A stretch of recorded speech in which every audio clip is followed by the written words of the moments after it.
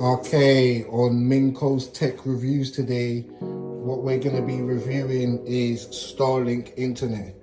Now, the reason why we had to pick this internet is because we don't have fiber in this area. We've been dying for a solution. So what we're going to be doing today is literally unboxing this. So let's see what we've got in the box today, right?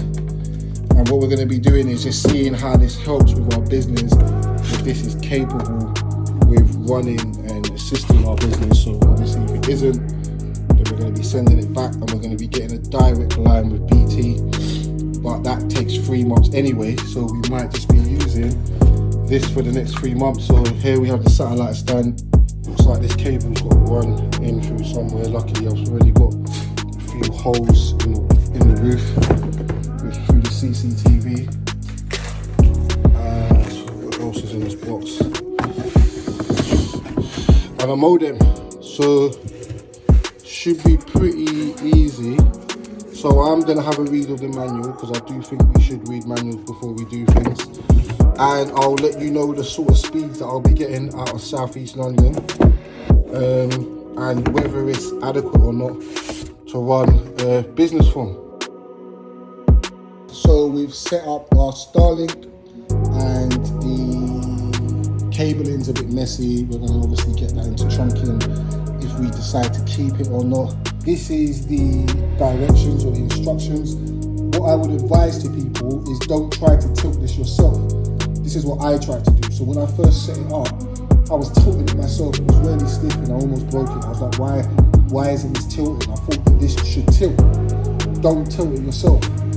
It will tilt itself, it will move itself, it will find a place where no obstruction is. Once you've plugged this in, basically the device turns on automatically. There isn't a power button. Once your power is on, the device is on. So download the Starlink app with this QR code. Right, so this is our business. We deal with Musks. This is what we do. This is our store in Lewisham. And if you can see, we've put our Starlink satellite on our flat roof. And it's pointed directly up at the sky. So this has got some form of technology inside it which lets it know how to position itself, right? And then what I'm going to show you now, guys, is I'm going to show you the speeds. I'm going to show you now, we'll go to the type of speeds that we're achieving here, based on what we were achieving before with BT. So let's have a look at our speeds. Okay, so we switched to speed checker and we checked our download and upload speed as agreed through the satellite connectivity of Starlink.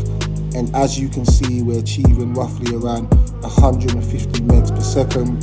And the upload speed, it is the evening, so it is, prime hours, but right now it's 10 megabytes, earlier it was 20.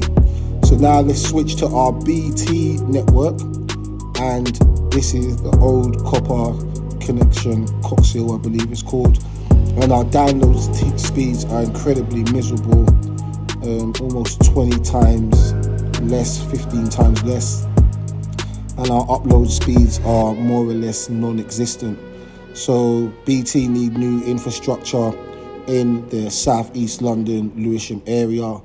And until we get that resolved with a direct line, we will be sticking with Starlink. And that's that. So to close this video, what I would say is it worth it? Is Starlink worth it compared to the prices that you pay at this moment in February 2024? I would definitely say that this is worth the price.